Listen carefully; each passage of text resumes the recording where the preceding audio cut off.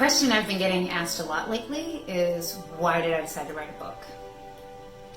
Well, there are things that happen in your life, experiences that you go through, times that you go through that can be transformative.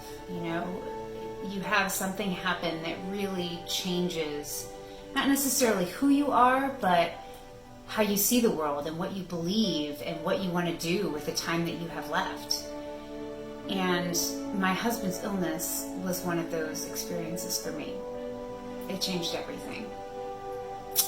And when you have those moments and those experiences, it's important to learn from it. It's important to remember it and to preserve the lessons that you've gathered along the way. And I used to think that memories were like, etchings in stone. Once you put it on there, it was preserved forever. But as I've gotten older, I realized that memories are really more like piles of sand by the ocean. If they're far enough away, they may be preserved.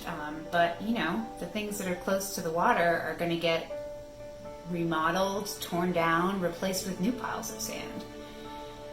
And so when you have something that's really important and really fundamental that you want to remember, you have to write it down. And so that's why I wrote the book.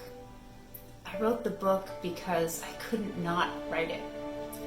I wanted to learn and remember and share our journey. And it helped me in ways I can't even describe. But now my hope is that it can help others. That other people will read our story and learn from it, see our successes and our mistakes, and make their journey that much easier and make their journey better. And so that's why I wrote the book.